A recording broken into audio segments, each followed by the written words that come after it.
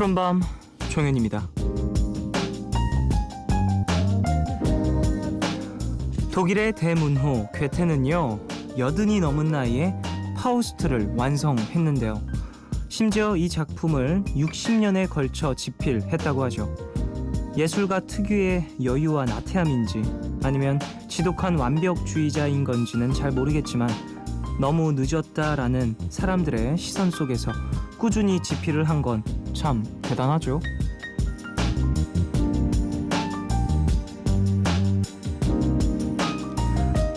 너무 빨랐어 라고 후회하는 경우보다 너무 늦었어 이렇게 아쉬워하는 경우가 더 많이 있는데요. 이 늦었다라고 생각을 하는 건요 단호한 결단을 내릴 용기와 열정이 부족해서 앞으로 치러야 할 대가 때문에 단지 핑계를 대는 것뿐이라고 하던데요. 물론 포기를 할 때 그 때를 아는 것도 중요합니다.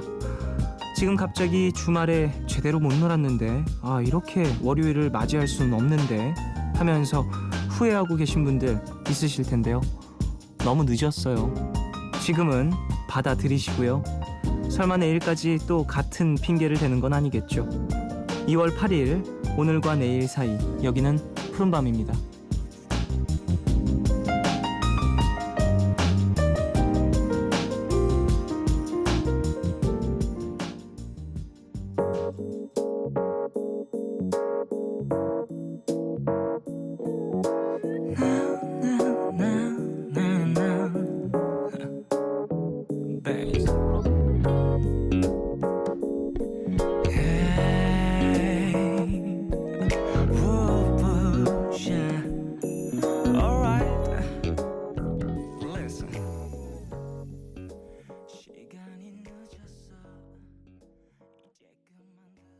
2월 8일 일요일 첫 곡으로 들으신 곡은 종현의 시간이 늦었어 였습니다. 0016님 시간이 늦었어라니 오프닝과 선곡의 절묘한 조화 센스 있네요 하셨습니다. 그래요, 너무 빨랐어, 너무 늦었어 이런 이야기에 딱 맞는 노래가 아닐까 싶네요. 내용은 사랑 얘기지만요. 8407님 제대로 논 것도 아니고 공부도 안 한 고3이네요. 또 계획만 세우니 하루가 갔어요 쫑디 하셨습니다. 지금 생각해보면 그럴 수 있는데 시간이 좀 흐르고 다시 한번 생각해보면 무언가 본인 인생에 도움이 된 시간들이 있을 거예요 분명. 지금 딱 생각해보면 너무 내 스스로가 한심하고 막 한 거 없는 것 같고 이룬 것 없는 것 같은 생각이 들 수 있어요. 근데 물론 이 생각을 지금 하시면서 계획만 세우다 하루가 갔어요 이렇게 얘기를 하셨지만 지금 세운 계획이 또 본인 인생에 도움이 되는 어느 날이 오겠죠. 그래요, 우리 계획만 세우지 말고 그래도 좀 실천하고 뭔가 부딪히고 그러면서 지냅시다. 좀 더 치열하게. 자, 오늘 오랜만에 생방으로 함께합니다. 미드나잇 스포일러 신기주 기자님 오세요. 자, 우리 모두 제작진과 저의 허리가 곤두 쫙 펴지네요. 신기주 기자님이 생방송으로 함께한다고 하니까 긴장으로 함께 하겠고요. 늦은 일요일 밤이죠. 어떤 영화 소개해 주실지 잠시만 기다려 주십시오. 3부에서는 90s but goodies 함께합니다. 듣고 싶은 90년대 신청곡들 많이 보내주시고요. 짧은 건 50원, 긴 문자와 사진 첨부 문자는 100원이 추가되는 샵 8000번으로 보내주세요. 무료인 미니 어플 카톡 메신저로도 참여 가능합니다. 푸른밤은 삼성 정밀화학, 비상교육, 인터파크 투어, 넷마블 게임즈, 킹목달, 터키항공, 르노 삼성자동차, 한국 미즈노와 함께합니다. MBC FM4U 푸른밤 종현입니다는 뮤직 앱 비트에서 다시 들으실 수 있습니다.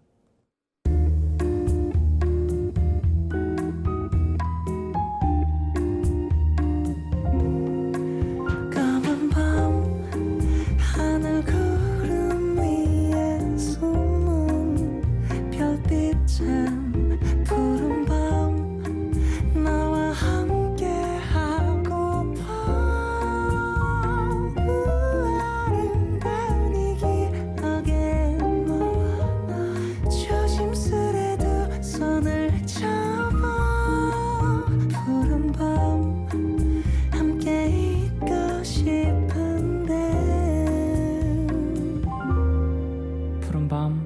정현입니다.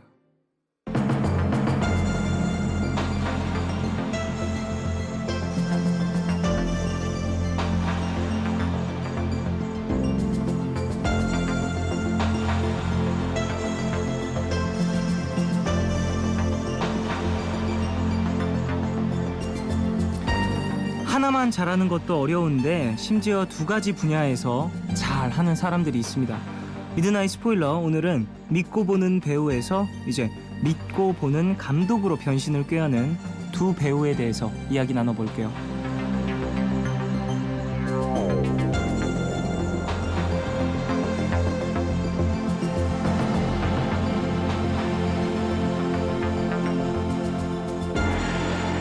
네, 이분도 하나만 잘하는 게 아니라 다양한 분야를 섭렵하시죠. 욕심 많으신 분입니다. 경영, 경제, 영화 전문 기자님, 신기주 기자님, 어서 오십시오. 네, 안녕하세요. 욕심 별로 없어요. 그냥 하다 보니까. 하다 보니 네. 잘해서. 전문이라는 단어는 내가 붙인 게 아니고. 네, 뭐 하다 보니 시켜주니 감독도 하고, 아니 뭐 캐스팅 해주니까 연기도 하는 거지 뭐. 그런 네. 사람들의 이야기를 오늘 또 나눠볼 거고요. 네. 박하나님이 와 진짜 생각도 못하고 있었는데 생방해 주시면 감사합니다. 더불어 생방에 오시는 신기주 기자님도 감사해요. 선물 받은 것 같아서 좋네요 하셨습니다. 네, 늘 생방하고 있다니까요, 적극적으로. 네, 늘 강조하는데. 기자가 그렇게 거짓말하지 마시라고요 방송에. 진실되게 합시다 우리. 믿고 보는 거 아니고 뭐 믿었다 속는 기자. 네. 그래요. 자, 오프닝에도 살짝 이야기 드렸지만 어떤 영화 이야기 나눌까요? 네, 배우에서 감독으로 변신한 사람들의 영화를 두 편 준비해 왔습니다. 네. 일단 언브로큰이 있어요. 네. 그리고 이제 허삼관이라고 하정우 씨와 안젤리나 졸리 이야기를 해보려고 합니다. 네. 언브로큰. 이제 언브로큰의 원제가 아주 길어요. 언브로큰은 이제 생존, 회복, 구원의 이야기. 네. 그러니까 이제 절대로 어떤 역경에도 굴하지 않았던 어떤 실존 인물의 이야기인데요. 네. 이 인물은요, 정말 그래요. 그 육해 공중전 거치고 뭐 산전수전 겪었다 뭐 이런 표현이 쓰는데 실제로 그런 걸 겪었던 인물입니다. 네. 19살 때 최연소 올림픽 국가대표로 베를린 올림픽에 출전했던 인물이 있어요. 이 네. 인물이 이제 루이스 잠페닌이라는 인물인데 네. 이 인물이 심지어 이제 베를린 올림픽에 출전했다가 그 다음에 2차 세계대전에 참전하기도 하고 그리고 나중엔 일본 도쿄의 이 포로 수용소에 잡혀서 2년 동안 잡혀 있기도 합니다. 어이쿠야. 그러니까 정말 인생사의 고락을 한꺼번에 겪은 인물이죠. 정말 어떻게 보면 실존 인물인 거죠? 실존 인물이라고 믿기 어렵지만 네. 실존 인물이래요. 저처럼. 네. 그래요. 여러분 신기주 기자님이 실존합니다. 여러분. 네, 있었어요. 생방들 하고 있었고. 예, 배현지님이 신기주 기자님 코너는 뭔가 인기 교양 강의 듣는 기분이에요. 일요일이라 일찍 자야 해도 꼭 듣고 잡니다. 기자님 때문에 기자님 짱짱맨. 네, 주무시지 말고요. 네. 그래요. 환영의 문자가 옵니다. 정여진님, 기자님 감기 나으셨나 봐요? 감기가 지난주에 감기 때문에 걱정하신 청취자분들이 별로 없었다고 들었는데. 아니에요. 나아가고 있어요. 그래요. 네. 목소리 많이 나아져서 다행이네요. 네, 더 이제 100% 목소리는 아닙니다. 더 멋있는데. 오늘 네. 좋은 목소리로 영화 이야기 해주시죠. 네. 언브로큰에 대한 이야기를 앞서서 살짝 해주셨는데 상당히 흥미로운 실존 인물에 대한 이야기인 것 같아요. 그러게요. 사실은 또 이 인물만큼 흥미로운 게 이 네. 영화를 연출한 안젤리나 졸리라는 여배우죠. 네. 저한테는 이제 툼레이더 이런 거 나오지 왜 자꾸 연출을 하나. 개인적인 불편함이 있는데 불만 있습니다. 그 작품들을 보면요, 사실 네. 안젤리나 졸리가 그 감독으로 네. 연출로 여러 가지 작품을 함께 했는데 사실 어떻게 보면 좀 무거운 작품들을 많이 하는 것 같아요. 다루기에 쉽지 않은 것들. 네, 일단 첫 번째 작품은 A Place Time이라는 거였고요. 두 번째 작품이 피와 꿀의 땅에서라는 거였는데 제목부터 어려워. 이 영화가 굉장히 어려운 영화예요. 네. 그 1992년부터 95년까지 보스니아 내전이라는 게 있었어요. 네. 이 당시에 이제 세르비아하고 무슬림 사이에 있었던 이야기를 이 영어로 만들었는데 네. 뭐 그냥 단적으로 말씀드리면 당시에 이 보스니아 세르비아 사람들 모두가 다 싫어했습니다. 이 영화의 그 소재가 됐던 무슬림들도 싫어했고요. 네. 왜냐하면 세르비아의 청년과 무슬림 여성이 사랑을 나누는 이야기인데 둘이 적이거든요. 네. 심지어는 이 무슬림 여성은 감옥에서 이제 포로가 되면서 강간을 당하기도 하는 아주 무시무시한 소재를 갖고 영화를 찍었고 네. 모두가 다 미워하고 싫어하는 하지만 그런 내용의 주목을 받고 또 영화제에서 각광을 받는 이런 뭐랄까요 센세이셔널한 소재를 좋아하는 것 같아요.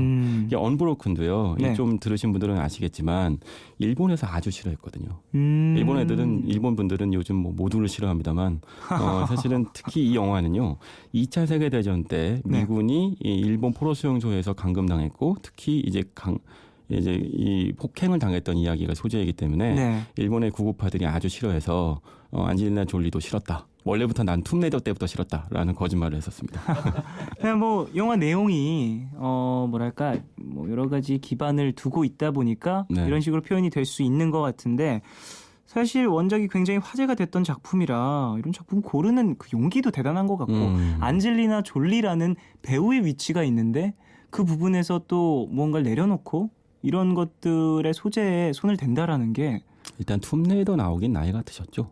네. 그죠 어느 정도 이때 연륜도 있고 하니까요. 네, 사실은 어느 단계부터 이런 것 같아요. 졸리는요 참 재능이 많은 배우이면서 또 한편으로는 그녀의 화려한 미모가 네. 그녀의 재능을 이제 갉아먹은 측면이 있는 것 같아요. 사실은 훨씬 더 깊이 있는 배우임에도 불구하고 툼레이더 같은 이제 블록버스터의 이미지로 소비되기도 하고 네. 또 그게 이제 솔트 같은 최근작으로도 소비되기도 했었죠. 네. 또 한편으로는 아주 진지한 영화에 나오고 싶어 했지만 그 영화에 나와도 평단은 늘 졸리의 육체에 훨씬 관심이 있었고 입술에 관심이 있었죠. 저처럼. 맞아요. 그러다 보니까 맞아요. 네, 저도 그랬어요. 저도 그래요. 네. 그러다 보니까 졸리라는 인물의 진 면모가 잘 발휘되지 못했는데 오히려 그게 졸리가 연출을 하게 만드는 원동력이 된 것 같기도 해요. 그러니까 배우로서는 자신의 어떤 화려한 미모가 스타성이 그 재능을 갉아먹는다면 그게 아니라 카메라 뒤에 서면 어떨까라고 하는 엉뚱한 생각을 한 거죠. 앞에 서면 돈이 더 되는데 뒤에 선다고요. 아니 돈을 벌 만큼 벌었거든. 아하, 네. 아니 안 그래도요. 정답이야 이게. 보면 이 그 졸리 남편 누구였더라? 브래드 뭐더라? 브래드 피트요. 아 피트. 그런 사람이 결혼은 있다고 아직 하더라고요. 안 했고요. 네. 결혼은 했어요. 결혼했어요 이번에? 2014년 8월 23일. 아 축하. 심지어는 자기네들이 성을 하나 사서 결혼식장을 빌리는 것도 아니야. 결혼 안 한 줄 알았어. 뭐 샤또 미라발 뭐 이런 곳에서 결혼까지 하고 그 결혼한 사진을 팔고 뭐 멋져. 애들 같이 뭐 모여놓고 뭐 네. 이런 장면이 찍히기도 했던 슈퍼스타인데 그러다 보니까 현명한 선택을 한 것 같기도 해요. 말하다 보니까 어떤 느낌이냐면 이제 더 이상 그 스타성이 자신의 실제 인물의 어떤 그 존재감보다 훨씬 앞서고 있죠. 졸리는 이제 우리한테 영원한 섹스 심벌이고 뭐 브래드 피트라는 사람도 그렇대요. 잘 그렇죠. 모르겠지만 계속 부정하는 것 같은 느낌이 드는데 본인도 하시면서. 그러다 보니까 네. 이제 카메라 뒤에서 자신이 표현하고 싶은 걸 이 다른 배우를 통해서 이제 표현하고 싶은 욕망을 표현하고 있는 것 같기도 합니다. 그렇군요. 자 노래 한 곡 듣고 와서 좀 더 자세하게 작품 이야기 나눠보죠. 릭스톤의 Me and My Broken Heart 듣고 오겠습니다. All I need's a little love in my life. All I need's a little love in the dark. A little, but I'm hoping it might kickstart me and my broken heart. I need a little loving tonight. Hold me so I'm not falling apart. A little, but I'm hoping it might kickstart me and my broken heart. Yeah. A shotgun aimed at my heart. You got one. Tear me apart and there's some. How do we call this love? 릭스톤의 Me and My Broken Heart 듣고 오셨습니다. 자 이선영님이 안젤리나 졸리 멋있어요. 요즘 정치, 사회, 세계 문제에 자기 목소리도 내고 대중에게 얻는 자기의 힘을 좋은 데 쓰는 것 같아요 하셨습니다. 출마설이 있어요. 네. 그런 부분에 좀 뭐 그런 부분에 목소리를 높이다 보면 네. 힘이 생길 수 있죠. 김세호님, 이 영화 단역 배우 뽑을 때 특수 전형 같은 게 있었다고 들었어요. 출연한 단역 배우들이 제2차 세계대전 참전 용사들의 후손들이라고 하더라고요. 저도 몰랐습니다. 이런 연결고리가 또 있었군요. 그러게요. 근데 졸리 같은 사람들은 네. 흔히 이제 정치를 하는 방식은 두 가지일 텐데요. 정치계에 직접 뛰어들어서 배지를 달고 네. 정치 권력을 얻는 방법이 있겠고 좋은 영향력을 미치는 게 있죠. 인플루언서라고 표현을 하던데 요즘은 네. 영향자라고 표현할까요? 그러니까 졸리는 좋은 영향을 미치고 있는 인물인 틀림없는 것 같아요. 네. 이 영화도 역시 이렇게 그 어렵고 이 난해한 소재를 선택한 것. 그러니까 자칫하면 일본 팬들을 다 이룰 수도 있잖아요. 맞아요. 특히 이 영화에는 이제 이 주인공인 루이스 잠페리니를 그 고문하고 괴롭히는 일본군 하사가 나오는데 네. 그 인물이 이제 일본 배우죠. 정확하게는 이제 제일교포라고 해요. 네. 그 미야비라고 하는 이름으로 활동하는 연예인인데 네. 이 인물이 이 안에서 이제 와타나베 무스히로라고 하는 영화 속 인물, 그러니까 실존 인물인데 네. 이 인물을 연기합니다. 너무 잔악했던 인물이라고 나오는데 네. 영화에선 오히려 그 잔악성이 10분지일도 드러나지 않았다고 해요. 그럼에도 불구하고 일본에서 난리가 났다고 하죠. 그렇군요. 이 영화 내용이 전체적으로 좀 자극적인 부분이 있고 국제적인 부분에 있어서 아직 확실하게 밝혀지진 부분이 아니기 때문에 더 논란이 많이 되는 건 아닐까 싶기도 하고요. 사실은 이게 많은 증언들이 있고요. 네. 심지어는 그 와타나베 무스히로는 전쟁 이후에 수년 동안 이제 전범으로 도망 다니기도 했었고 그렇군요. 그럼에도 불구하고 끝까지 사과를 안 했던 인물이어서 공부는 사기도 했었죠. 근데 이제 졸리가 이런 인물을 선택하고, 그러니까 특히 이제 루이스 잠파린이라고 하는 미국에서는 굉장히 영웅적인 인물인데 네. 이 인물을 선택하는 거는 그러니까 그 이유가 이 영화를 보면서 이제 명확하게 나와야 되거든요. 네. 그러니까 언브로큰이라고 하면 뭐 이렇게 연출할 수 있죠. 저 같으면 이렇게 연출을 두 가지 방식으로 할 수 있어요. 하나는 그 인물의 드라마에 초점을 맞춰서 절대 무너지지 않는 어떤 불굴의 인간형을 보여주는 거죠. 그렇죠. 제목과는 정말 잘 어울리네요. 네, 네. 또 하나는 그 인물이 빠져든 어떤 어쩔 수 없는 세계사적 소용돌이 속에서 네. 그래서 이 인물이 어쩔 수 없는 어떤 전쟁의 피해자다. 또는 심지어는 이제 와타나베 무스히로 이 안에서 새라고 불리는 인물인데 별명이요. 네. 악독한 인물조차도 그 인물조차도 사실은 희생자일 뿐이다. 라는 이야기 풀 수도 있겠죠. 네. 후자는 좀 어렵고 이 전자는 약간 쉬운 편인데 네. 졸리는 전자의 흐름을 따라가긴 해요. 그러니까 이제 아주 인간 승리의 드라마를 보여주죠. 네. 이 영화에서 가장 극적인 장면은요. 영화를 보신 분들은 아실 텐데 이제 후반부에 가면 이 새라고 하는 악독한 인물이 네. 루이스라는 인물한테 강목을 들라고 시켜요.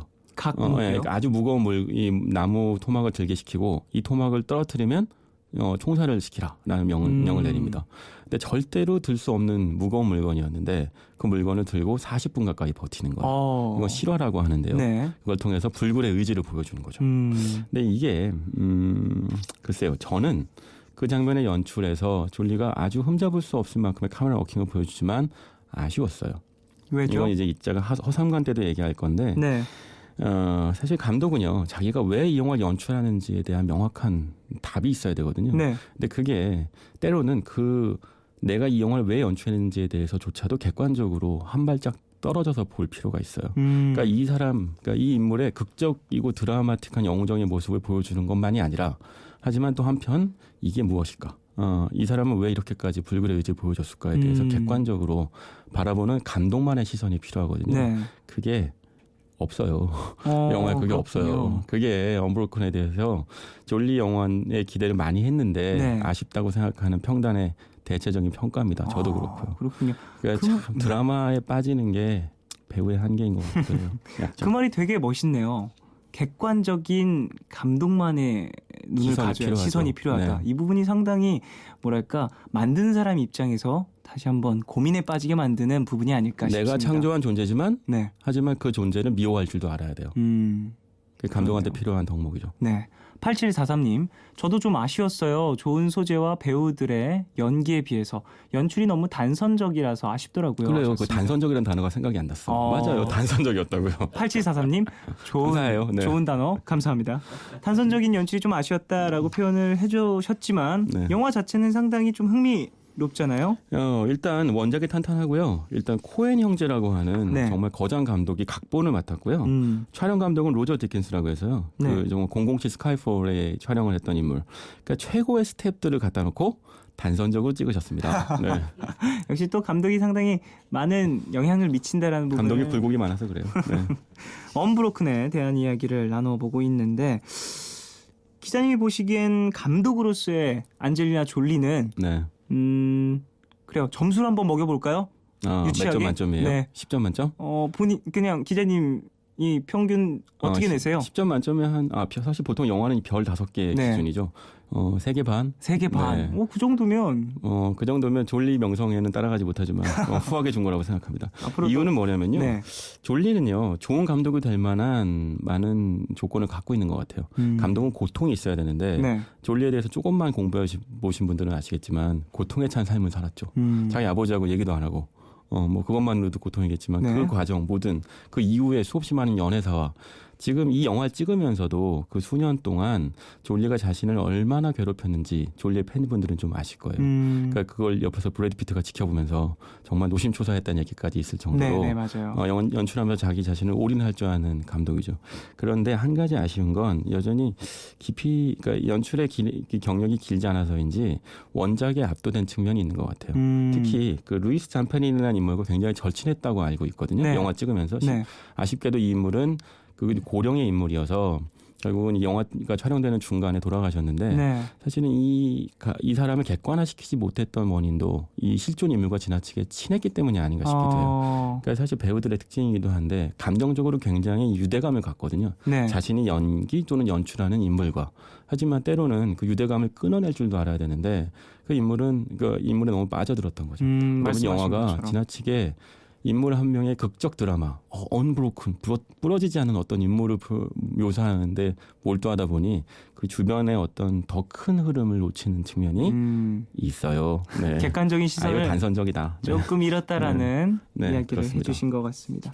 자, 그럼 여기서 노래 한 곡 듣고요. 돌아오겠습니다. 노래는요. 콜드플레이의 Miracles. 이 곡은 Unbroken OST입니다.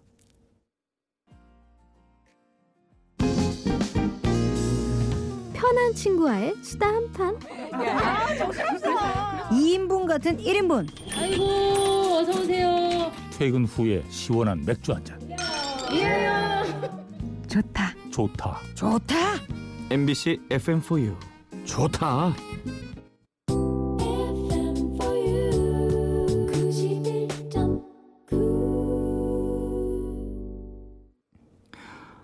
자, 오늘 푸른밤 종현입니다. 미드나잇 스포일러 신기주 기자님과 생방송으로 함께하고 있습니다. 박혜윤님, 허삼관 보려다가 매혈기 빠진 허삼관이 어떨지 걱정스럽기도 하고 평도 안 좋아서 안 봤는데 신 기자님께서 본 허삼관은 어떨지 궁금하네요 라고 먼저 이렇게 보내주셨습니다. 정말 전곡을 찌르시는데 별로였어요. 네. 네, 한마디로. 자, 허삼관, 속상했습니다. 네. 허삼관에 대한 영화 이야기도 나눠볼 건데요. 네. 허삼관 네. 매열기. 일단 원작 소설은 한국에서 참 인기가 좋아요. 네. 그러니까 이 위화라고 하는 중국 작가의 작품인데 네. 이 중국 작가의 작품 중에 인생이라는 그 소설이 또 있어요. 네. 장이모 감독이 만들었는데 영화로 중국에서는 이 소설이 굉장히 인기가 있는데 반면에 허삼관 매열기는 한국에서 이상하게 인기가 있습니다. 그래서 이 영화로 만들겠다고 이 소설을 영화로 만들겠다고 한 시도가 자그마치 20년 동안 이어졌던 거예요. 그래요. 그러니까 이게 96년도 소설인데요. 네. 거의 근 20년 동안 그 영화 소설이 나온 이후부터 이 작품을 만들겠다고 영화로 만들겠다고 뛰어다닌 제작자가 있었고요. 수없이 많은 배우, 감독들이 시나리오를 받았고 거절했고 또 거절했고 또 거절했습니다. 그러니까 정말 어렵게 만들어진 영화라는 거예요. 그 사연을 알면 이 영화가 박스오피스 성적 몇 개로 평가받을 수 없는 영화라는 걸 알 수 있죠. 저도 그 중에 하나고요. 네. 저도 이 사연을 많이 알고 있어서 이 영화가 참 잘 되길 바랬죠. 네. 그리고 잘 만들어지길 누구보다 바랬던 것 같고요. 그래서 기대가 컸는지 사실 100점을 다 주기는 어려워요. 물론 애썼다는 건 알겠는데 뭐 좀 얘기 풀어내 보겠습니다. 자, 허삼관 일단 하정우 씨가 네. 감독 그리고 출연까지 하셨어요. 맞아요. 네. 사실 하정우 씨는요, 제가 이 영화 개봉하기 전에 한번 만나서 얘기 들은 적이 있는데, 이 영화 출연을 한번 거절한 적이 있었어요. 네. 그러니까 사실 이 영화에 나오는 허삼관이라는 인물은요, 연기하기가 꽤 난해해요. 남자 배우들한테는. 그러니까 자칫하면 굉장히 그 나이든 배우처럼 보일 수도 있거든요. 그러니까 매력적으로 보이면서도 지나치게 토속적으로 느껴지는 배우한테는 남자 배우한테는 썩 이제 쉽게 잡기 어려운 역할이었는데 결국은 이 하정우 씨가 이 캐스팅 제의를 2번째 받고 동의를 합니다. 그러면서 이 영화가 급물살을 타게 되는데 네. 이제 안타까운 거는 감독이 없었던 거예요. 그러니까 누구도 감독을 맡겠다고 나서기도 어렵고 스케줄이 잘 맞지도 않고 네. 그러다 보니까 결국은 이 제작자하고 이제 배우가 머리 맞대고 고민한 그때 그러면 하정우라는 그 배우가 롤러코스터로 연출을 하기도 했었고 네. 실제로 대학교 때는 연출을 많이 하기도 했어요. 그러니까 배우보다 연출 쪽에 훨씬 더 이제 첫 발을 내딛었던 인물이었기 때문에 네. 그러면 한번 연출을 해보지 않겠느냐라고 해서 이제 하정우 감독 연출작이 되었던 거죠. 그러니까 출연하기로 먼저 결정을 하고 네. 그 이후에 감독을 하기로 네, 감독을 순차적으로? 찾았으나 마땅한 감독이 없었고 결국 하정우만한 감독이 없다라고 하는 어쩌면 굉장히 도박에 가까운 위험한 선택. 하지만 합리적인 선택을 했던 거죠. 이게 중국 소설이잖아요. 그렇죠. 네. 그 캐릭터에 대한 설명도 좀 부탁드리겠습니다. 네. 허삼관. 허삼관이라는 인물이 있어요. 근데 이 인물한테는 정말 가난해요. 아무것도 없는데 네. 단 한 가지 절세 미녀 아내가 있습니다. 다 가졌지 뭐. 절세 미녀의 아내가 있으면 힘이 절로 솟아 맞아요. 일도 열심히 할 수 제가 뭐 있고. 경영 경제 영화 전문 기자면 뭐해? 절세 미녀 아내가 없어. 아이쿠야. 음, 예, 무슨 말씀을 씁쓸하고. 드려야 할지. 매열이라도 해야 되나? 네. 자, 그래서 문제는 이 허삼관이 이 미녀 아내를 얻을 때도 그리고 이 미녀 아내와 같이 이제 아이를 셋이나 낳아요. 네. 참, 욕심꾸러기. 근데 셋 다 아들입니다. 근데 이 아들을 낳고 아이들을 키울 때도 항상 피를 팔아요. 매혈을 합니다. 매혈. 그러니까 매혈이라고 하는 게 결국은 피를 팔아서 그 돈을 받아서 이제 뭐 맛있는 것도 사 먹고 생활비에 보태 쓰는 것인데 그게 이제 중국에서는 또 이제 이걸 한국에 1950년대 공주가 배경인데 네. 그 옛날에도 이런 일이 있었다라는 설정이 있었던 거죠. 네. 그래서 이 원작 소설의 제목이 허삼관 매혈기고 네. 영화에서도 허삼관이라고 하는 제목으로 나오게 된 건데 매혈기가 빠져 있어요. 그런데 이제 뒷부분에 가면 엉뚱한 일이 발생합니다. 아이가 셋이에요. 네. 절세 미녀의 아내가 있었는데 이 아내는 이제 영화 안에도 하지원 씨로 나오죠. 절세 미녀 하지원 씨. 예. 동의하시는 분들도 있으실 테고 아닌 분도 있으시겠고. 어쨌든 문제는 첫 번째 아이가 아들이 셋인데 첫 큰 아이가 허삼관의 아이가 아니었다는 거예요. 허 씨가 아니었다는 겁니다. 네. 이럴 수가. 알고 봤더니 이제 절세 미녀니까 남자친구가 여럿 있었겠죠. 그렇군요. 그 중에 어떤 다른 남자친구의 아이였던 거예요. 이럴 수가. 수가. 네. 심지어 피 팔아서 키웠는데. 이런 매혈해서 아이를 네. 키웠건만. 그게 이 영화의 중요한 드라마가 되는 겁니다. 네. 그래서 이 하정우 씨가 영화 안에서 대체 내가 내 아이도 아닌 아이를 11년이나 키웠다. 내가 종달새냐 뭐 이런 표현을 쓰는 거죠. 네. 말하자면 이제 그 남의 둥지에다가 몰래 아이를 낳아놓고 도망가고 알을 뭐 그거에 비유하면서 끊임없이 아니 내가 남의 아이를 정말 가난한데 피까지 팔아가면서 키웠더니 알고 봤더니 가장 예뻐했던 첫 아이가 내 아이가 아니었다는데 어떻게 할 것이냐라고 네. 하죠. 하지만 절세 미녀인 하지원 씨는 어쩌란 얘기냐. 이미 나온 거. 날 잡아먹어라. 뭐라고 얘기합니다. 네. 근데 이 내용만 이렇게 딱 들어보면 뭐랄까 어떻게 전개가 될지 너무 막막해요. 그냥 눈앞이 깜깜한데요. 네, 사실은요. 여기서 중요한 얘기를 하나 해야 되는데요. 네. 사실 미화 감독의 소재 안에서는 이런 드라마 하나와 시대 배경이 하나 더 들어가 있어요. 네. 그게 뭐냐? 1966년부터 76년까지 중국을 10년 동안 정말 아비규환에 빠뜨렸던 문화 대혁명이라는 게 있습니다. 네. 그 시대 배경 속에서 이제 그 개인적인 인생사, 정말 내 아이가 알고 봤더니 내 아이가 아니고 발가락만 닮았더라. 뭐 이런 이야기가 겹쳐지면서 어떤 역사적 또는 시대적 공명을 일으켜요. 네. 근데 이제 하정우 씨가 연출한 허삼관에서는 그게 없어요. 문화대혁명에 해당되는 이건 한국을 배경으로 했으니 한국적 배경으로 어떤 역사적 사건이 있기를 바랬는데 그게 없습니다. 없는 거는 고심 끝에 결정한 거였거든요. 저도 여러 번 물어봤었어요. 네. 왜 이게 없느냐. 그랬더니 여러 시대 배경을 갖고 문화대혁명에 해당될 만한 큰 사건들을 많이 고민했대요. 예를 네. 들면 뭐 4.19 같은 큰 사건이든 네네네. 아니면 유신시대 같은 네. 그런 70년대 사건이든 아니면 그 이후로 넘어가면 80년대 사건이든 아니면 90년대 사건이든 다양한 시대를 놓고 많은 고민을 했으나 그럴 만한 사건이 잘 맞지 않더라. 그래서 시대 배경을 빼고 단지 내 아이가 내 아이가 아니다라는 드라마만 갖고 영화를 꾸려갔던 거죠. 그럼 어떻게 보면 복잡한 전개와 보는 이로 하여금 공감을 사는 부분이 떨어질 수 있겠네요. 그렇죠. 예, 단순해진 거예요. 네. 오늘의 키워드 단선적이다. 안타까워요. 어쨌든 서장관에 대한 이야기를 나눠보고 있는데 스토리에 대한 얘기는 어느 정도 나눠봤고요. 네. 배우와 감독에 대한 얘기를 좀 나눠볼까요? 그러게요. 저는 항상 궁금한 게요. 네. 배우하고 감독 같이 하면 궁금한 건 두 가지예요. 개런티가 더블인가?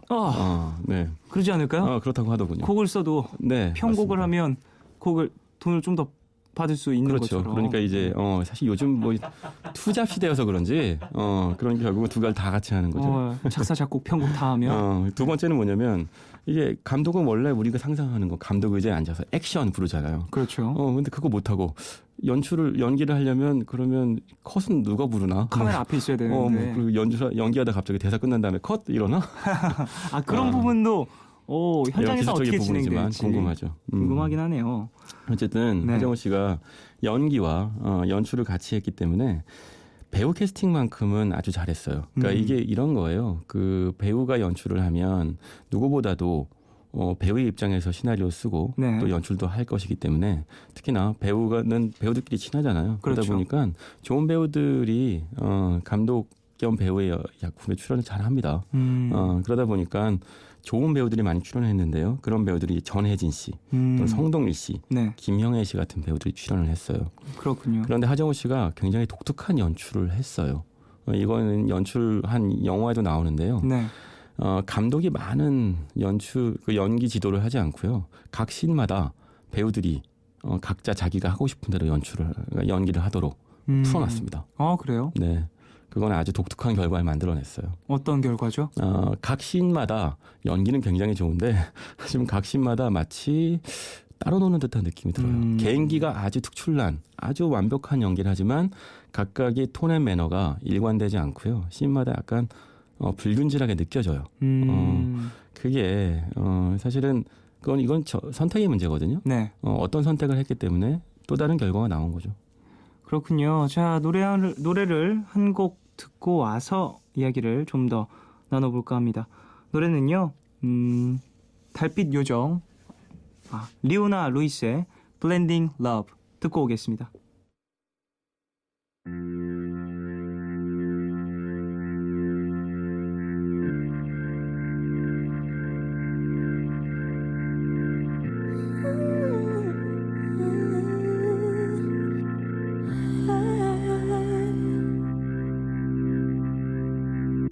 Closed off from love, I didn't need the pain.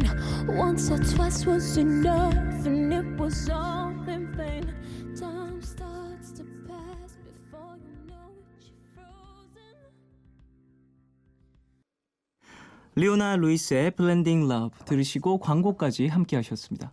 김은경님, 저 개인적으로 또 소설이 묘사하는 배경이 한국 당시와 맞지 않아서 아쉽기도 했어요 하셨습니다. 네, 맞아요. 1950년대, 60년대 공주가 배경인데 네.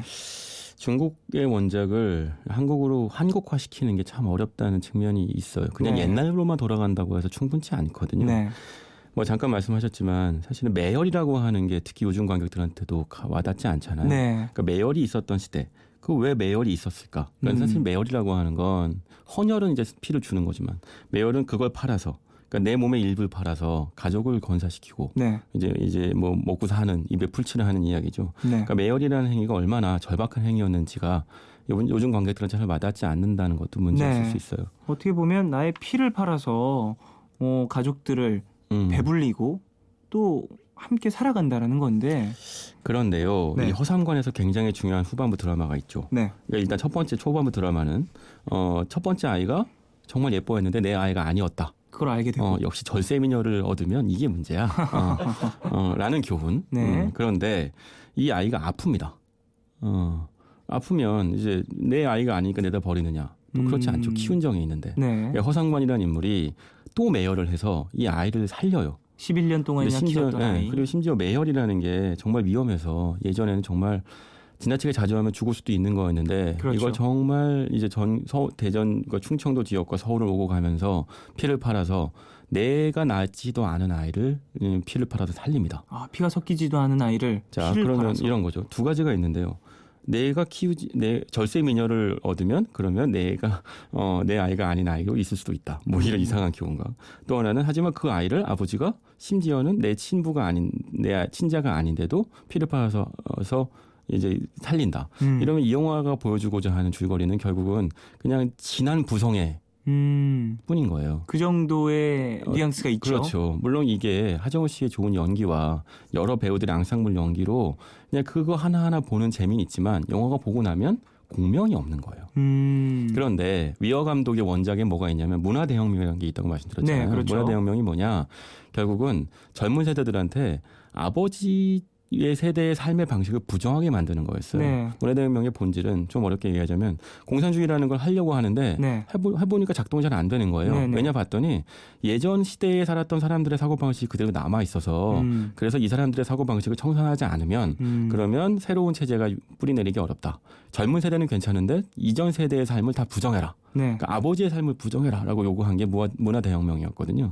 그런 시대 배경이 있는데 그 안에서 그 아버지가 내 자식도 아닌 자식을 위해서 피를 판다. 그러면 그 얘기는 절대 부정할 수 없는 삶의 진리와 어떤 인간적인 유대와 인간 삶의 어떤 모습이 있다. 네. 라는 거를 위어 감독이 보여주고 싶었던 거죠. 결국 이 두 가지가 결합될 때 개인적인 사건과 시대상이 결합될 때 공명이 일어나는데 허상관에서는 그게 없어요. 시대적 배경이 사라졌으니 그렇죠. 뭐랄까 그냥 언제나 통하는 가족적인 정만이 남아있는 영화가 그렇죠. 되었군요. 네. 자, 이 영화 허삼관 네. 그리고 또 앞서 소개해 주신 언브로큰 네. 두 영화에 대한 총평을 해주신다면요. 일단 투잡이 대세다. 투잡 대세. 총평이고. 네. 두 번째는 감독은요. 왜 이 영화를 내가 연출하는지 처음부터 끝까지 초지일관한 답이 있어야 돼요. 그 사실 그거 굉장히 고통스러운 작업이거든요. 네. 왜냐하면 중간에 가다 보면 길을 잃기도 해요. 졸리는 그 길을 잃지 않으려고 굉장히 고통스러웠다고 하죠. 네. 하정우 씨도 굉장히 고통스러웠다고 들었어요. 네. 하지만 끝까지 그 왜라고 하는 이유를 붙잡고 늘어지지 못하면 나중에 끝에 가선 공명이 잘 안 일어나요. 자, 지금 이제 단선적이다, 공명이다 오늘의 키워드인데 두 배우의 감독 이게 그 배우의 연출자이기 때문에 갖고 온 것이기도 하지만 또 한편으로 보면 단지 인물의 극적인 표정이나 연출만으로 영화가 완성되는 건 아니라는 거죠. 드라마는 네. 시대 또는 이 스크린 밖의 세상과 이 마주할 때 공명이 일어나고 그때 완성되는 겁니다. 역시 시대적 배경과 여러 가지를 함께 조합을 해야 되는 거군요. 자, 오늘 기자님과 많은 이야기 나눠봤고요. 이제 보내드려야 될 것 같습니다. 갈래요. 시간이 빨리 가네요. 네. 조심히 들어가시고요. 네. 90s 굿즈로 돌아오겠습니다. 실시간 신청곡 계속 보내주시면 3부에 많이 틀어드릴게요. 노래는요. 달빛 요정 역전 말루 홈런의 피가 모자라 들으면서 기자님 보내드리겠습니다. 안녕히 가세요. 피가 모자라.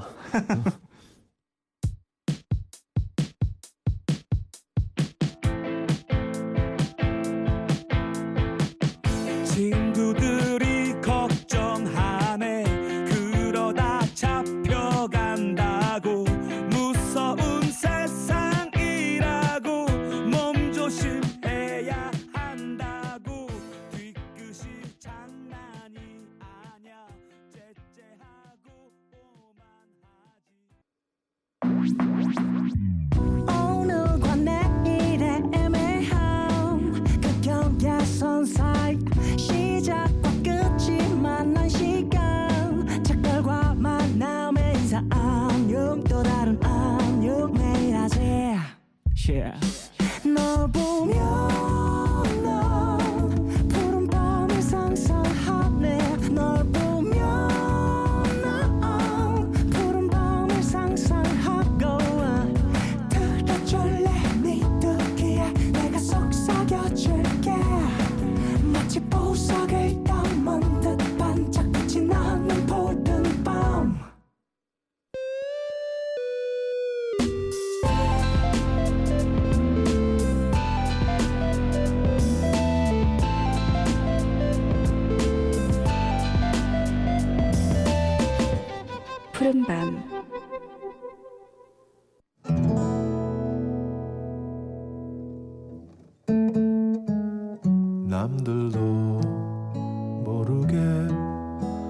서성이 다 울었지. 지나온 일들이 가슴에 사무쳐 텅 빈 하늘 밑 불빛들 켜져가면 옛사랑 그 이름 아껴 불러보네. 찬바람. 푸른밤 종현입니다. 3부 시작했고요. 90s but goodies 함께 하십니다. 첫 곡으로 들으신 곡은 7758님 신청곡이었습니다. 7758님, 제 메시지를 보셨다면 그냥 넘어가지 마시고 이 노래를 들려주시길 바랍니다. 이문세의 옛사랑 하셨습니다. 예, 그냥 넘어가지 않고 노래를 틀어드렸어요. 물론 다른 메시지를 그냥 넘어간다는 건 아니지만 예. 이렇게 또 얻어 걸리시면 노래도 나가요. 다 봐요. 자, 90s but goodies 계속해서 함께 볼까요? 전남희님, 쫑디 오늘도 출첵해요. 생방하니까 좋네요. 이 시간을 함께 공유하는 느낌이랄까? 90년대 신청곡 유영진의 그대의 향기 듣고 싶네요. 그때 제가 중학생이었어요. 달달한 목소리에 소울춤을 추는 모습을 TV에서 봤던 기억이 있는데 지금은 작곡가로 더 유명하시죠. 오랜만에 듣고 싶네요 하셨습니다. 이 노래 너무 어려워요. 유영진의 그대의 향기. 연습생 시절에 좀 저도 그 트레이닝 팀에서 야, 이 노래 연습해보렴 종현아. 넌 SM의 보컬이 될 테니까 라면서 소개해줬던 곡인데, 유영진 씨 요즘에는 역시 작곡가로 많이 활동을 하시지만 SM 소속 가수들은 유영진 씨가 가이드하는 음원을 듣고 노래를 연습을 많이 하거든요. 유영진 씨의 노래를 부르게 되면 노래 지금도 엄청나게 잘하십니다. 장난 아니에요. 앨범도 나왔으면 하는데. 자, 모바일 메신저로 효님이 대구에서 택시 운전하는 30대 총각입니다. 매일 새벽까지 운전하는데 항상 재밌게 잘 듣고 있어요. 특히 옥달님들과 함께하는 코너 재밌어요. 90s but goodies에서 듣고 싶은 곡이 있어서요. 언타이틀의 날개가 듣고 싶네요. 소개가 안 되더라도 항상 응원할게요. 종종 참여도 하고요 하셨습니다. 늦은 시간까지 운전하시면서 함께 해주고 계신 것 같은데요. 감사하고요. 30대 총각 분이셔서 그런지 옥달님들과 함께하는 연애 이야기를 좋아하시나 봐요. 언타이틀의 날개를 신청해 주셨는데 언타이틀 노래 좋은 거 참 많죠. 그래요. 좋은 노래 신청도 감사합니다. 1097님, 쫑디, 전 아직 NRG의 노래를 종종 듣곤 합니다. 원조 꽃미남 그룹이었죠. 저는 유민 씨를 참 좋아했는데요. 지금은 두 딸의 아버지인 넉넉한 이미지의 유민 씨지만 한때 정말 굉장했어요. NRG의 사랑 만들기 신청합니다 하셨습니다. 유민 씨 지금은 넉넉한 이미지라고 표현을 해주셨죠. 그래요. 뭐랄까 살 빼면 난리 나는 스타일이라고 하시던데. 근데 정말 NRG 활동하실 때는 엄청난 꽃미남이었잖아요. 그 자녀분들도 상당히 이쁘고 그렇던데 건강하게 컸으면 합니다. 조연주님, 듀스의 나를 돌아봐 신청합니다. 저 대학교 1학년 때 이 노래가 나왔었는데 그 당시 남학생들이 이 노래로 장기자랑도 많이 했던 게 기억이 나네요 하셨습니다. 듀스 이 노래 좋죠. 나를 돌아봐 그대 나를. 그 연말 시상식 혹은 뭐 가요대전 같은 거 하면 이 노래 무조건 연습합니다. 아이돌들 저도 했고요. 후렴춤은 다 출 수 있지 않나요 이제? 하도 많이 봐서. 문세빈님, 제가 01년생이라서 1990년대 노래는 잘 모르지만 얼마 전 토토가로 인해 알게 된 노래인 다 돌려놔 이 노래 듣고 싶어요. 불금으로 시간을 돌려놔 이렇게 얘기하고 싶네요 하셨습니다. 01년생 01 몇 살이에요? 01년생이면 15인가요? 그래요. 건강하게 커요. 자, 노래 들어보겠습니다. 명진님이 이 노래를 들으면 연애할 때 생각난다고 하시면서 신청하신 노래예요. 에코의 행복한 나를, 그리고 크리스 크로스의 점프 두 곡 듣고 오겠습니다.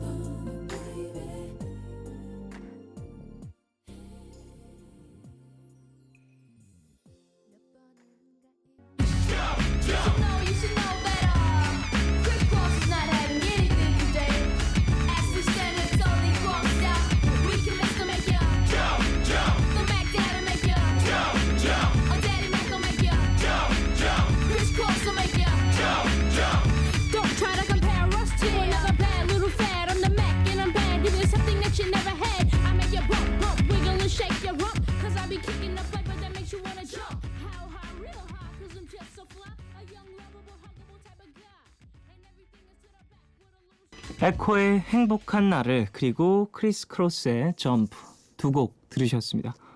크리스 크로스는 그 두 형제인데 어떻게 보면 량현량아랑 좀 비슷한 느낌도 있고 팀 전체적인 색깔도 좀 그런 뉘앙스를 풍기던 팀이었죠.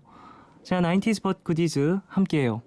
함윤희님, 푸른밤 생방송이라니 좋네요. 오늘 아침 신규 간호사 교육이 있어서 자료 준비하다가 지금 집에 갑니다. 가는 길에 김종국의 한 남자 듣고 싶어요 하셨습니다.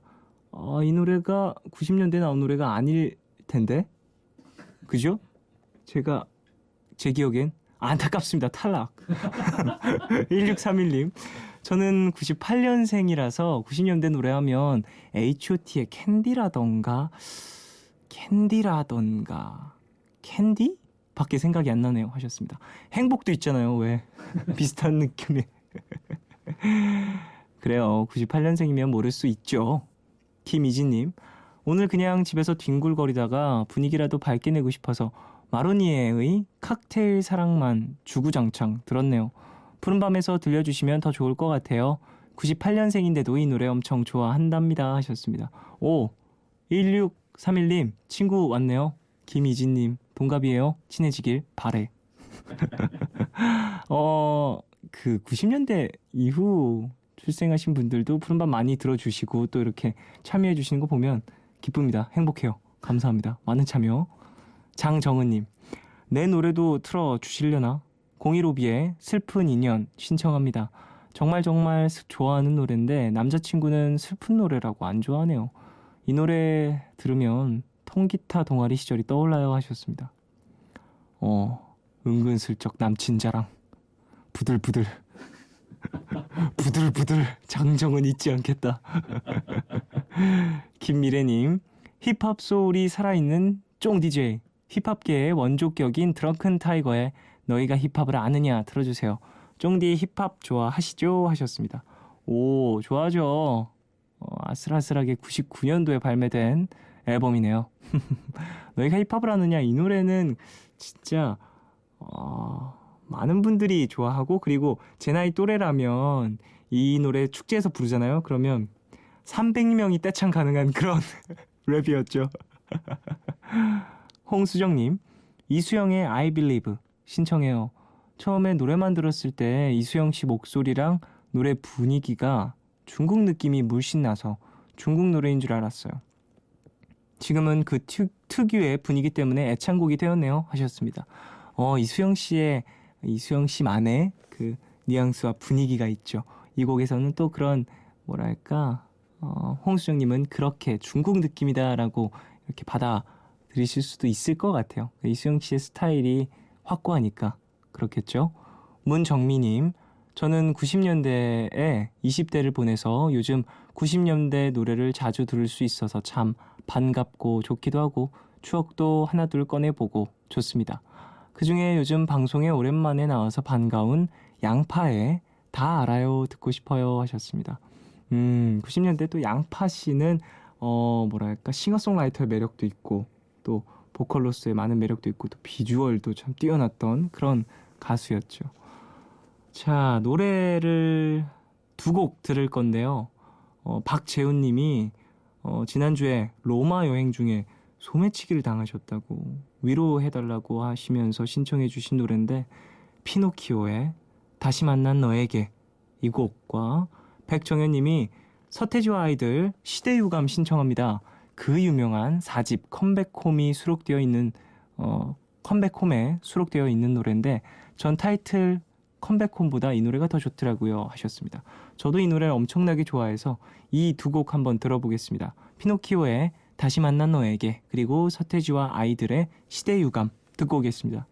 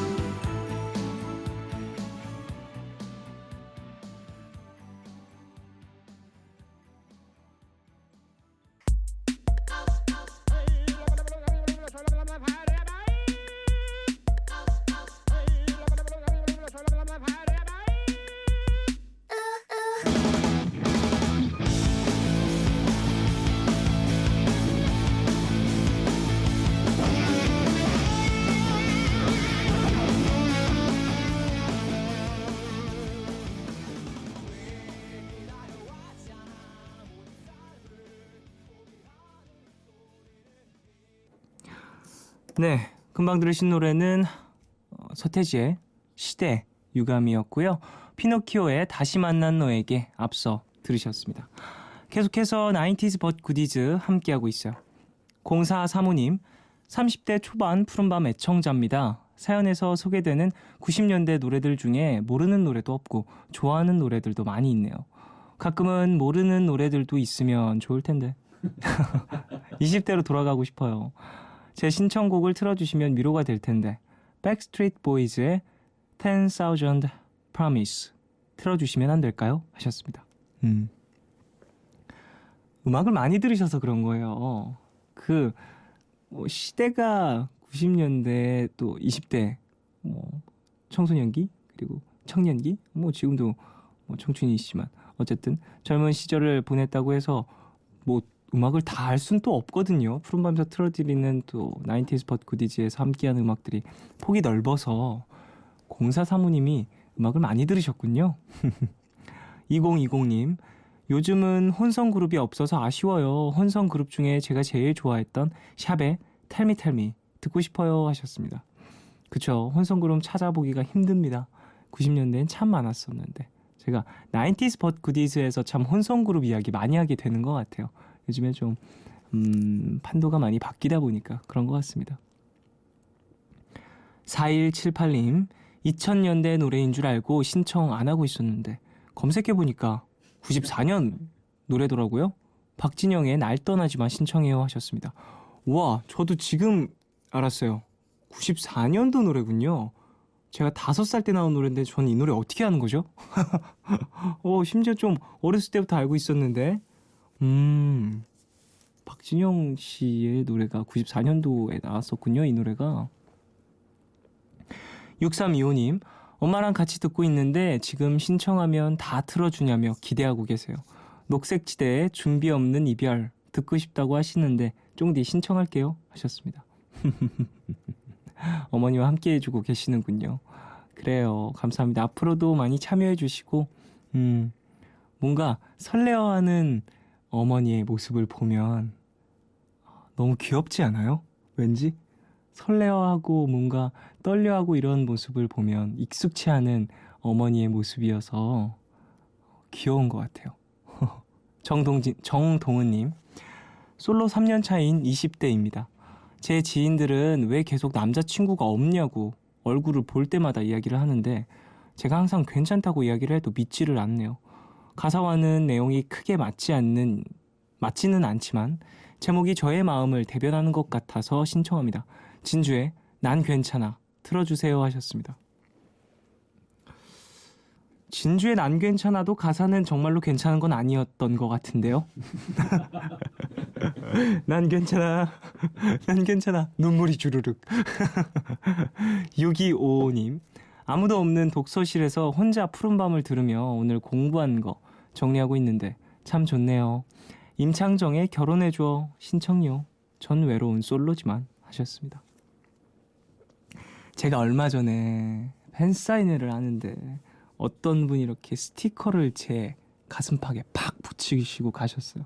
근데 그 스티커에 붙여 있었던 그 스티커에 적혀 있었던 게 애인 따위 필요 없음이었거든요. 그래요. 외로운 솔로지만 혼자 계속 생각을 하세요. 나는 괜찮다. 솔로여도 괜찮다. 애인 따위 필요 없다. 이렇게 자기 암시를 하고 체면을 걸고 하십시오. 그럼 괜찮아지더라고요. 힘내요. 유지원님. 90년대 음악 맞나 헷갈리지만 일단 신청할게요.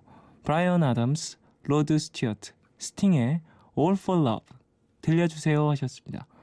일단 라인업은 90년대 음악이 맞을 것 같은데 일단 맞을 거예요.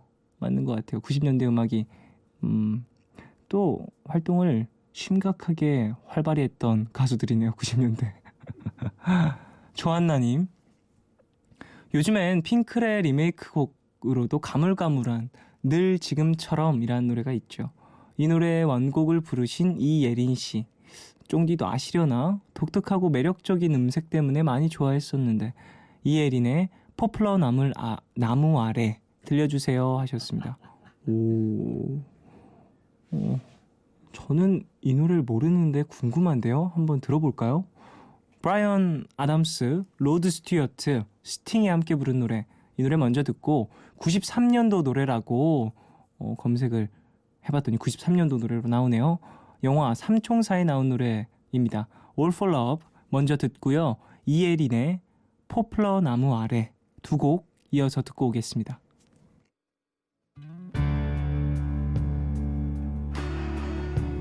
When it's love you give, I'll be your man of good faith. Then in love you live, I'll make a stand, I won't break. I'll be the rock you can build on. Be there when you're old, to have and to hold. When there's love inside.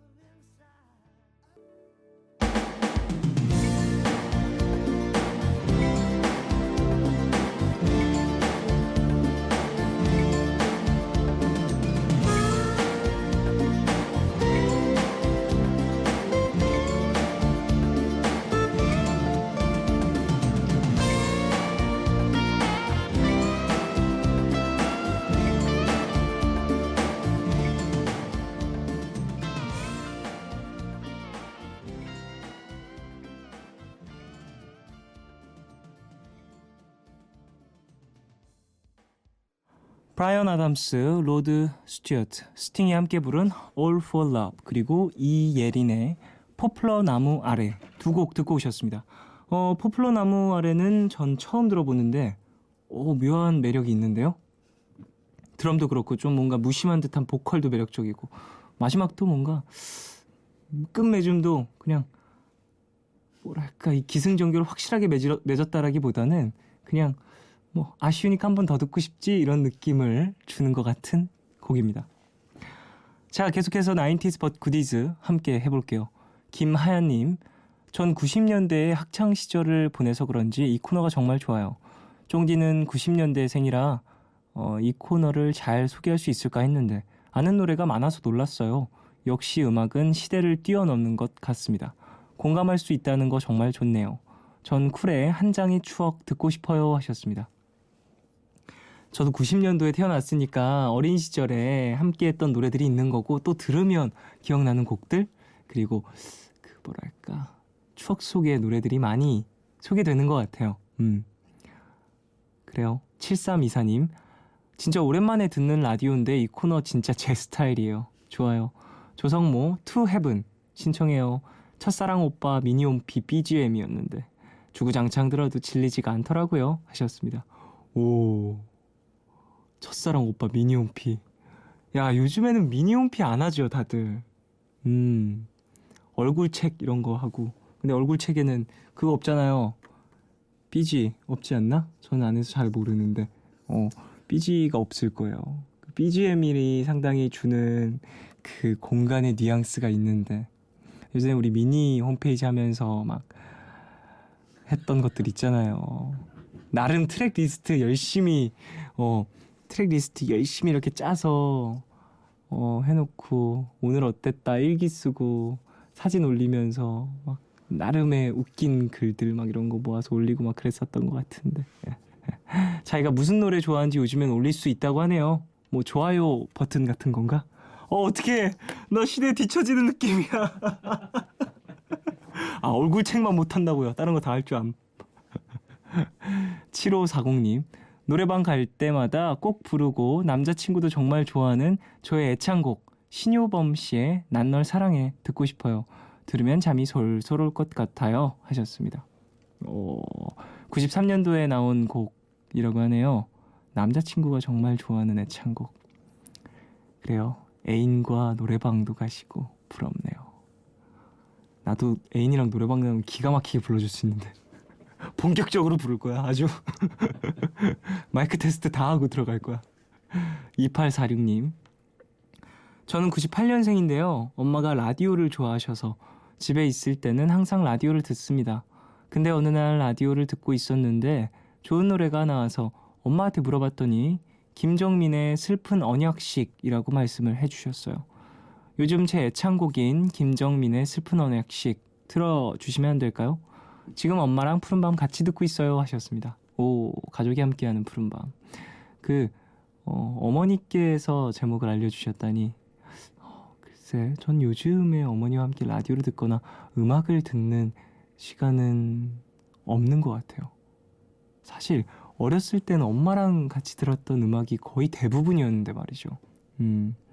시간이 없으니까 가족과 함께 보내는 시간이 줄어들어서 그런 것 같기도 하고 한번 생각해보니까 조금 씁쓸하네요. 이희선님 96년생입니다. 최근에 레드벨벳이 리메이크한 비 내추럴 SES 버전으로 신청해요. 이 노래 노래방 가서 SES 버전으로 부르려다가 너무 높아서 실패한 기억이 점점점 하셨습니다. 바다씨의 위험을 느낄 수 있는 곡이죠. 상당히 어려운 코드 진행이고요. 재즈한 진행 그리고 악기 구성 때문에 더욱더 어려운 그런 곡이에요. 바다씨가 참 잘 부르셨죠. SES의 버전이 참 매력적이고 레드벨벳도 본인들의 색깔을 잘 표현한 그런 버전으로 리메이크를 했죠. 최근에. 최재성님 오늘 좋은 90년대 노래 많이 알고 갑니다. 98년생이라 모르는 노래가 많거든요. 장혜진님의 1994년 어느 늦은 밤 신청하고 할게요 하셨습니다. 98년생분 그래요. 좋은 노래 푸른밤에서 많이 소개받아 가시고요. 플레이리스트에 들어가는 노래가 몇 곡 생겼으면 하네요. 오늘 들려드린 곡 중에요. 권현정님 강수지의 혼자만의 겨울 듣고 싶어요. 오늘 많이 춥던데 들려주시면 안 될까요? 하셨습니다. 그래요. 오늘 많이 추웠죠? 여러분 감기 조심하시고 거의 끝자락의 추위라고 생각을 하시길 바랍니다. 내일도 좀 많이 춥다고 하는데 옷 잘 따뜻하게 여미시고 나가시길 바라겠습니다. 강수지의 혼자만의 겨울 들으면서 90s but goodies 마무리할게요.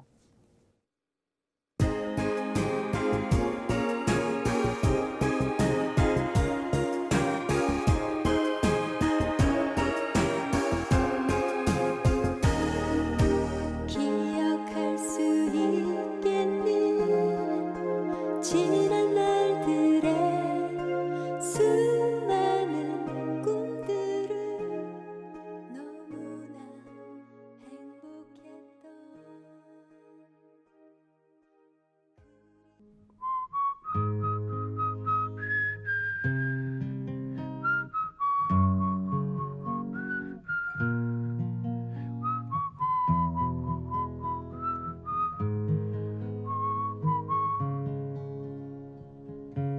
오늘 방백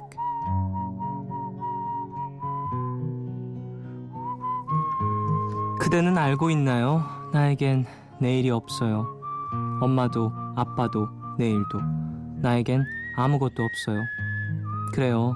당신의 눈엔 나는 한심한 하루살이. 하지만 마음 한켠엔 당신도 바라고 있지 않나요? 앞도 뒤도 위아래도 없는 그런 홀가분한. 그대는 알고 있나요? 사실 나에겐 내일이 너무 많아요. 그리고 그 많은 내일이 오늘의 나를 힘들게 해요.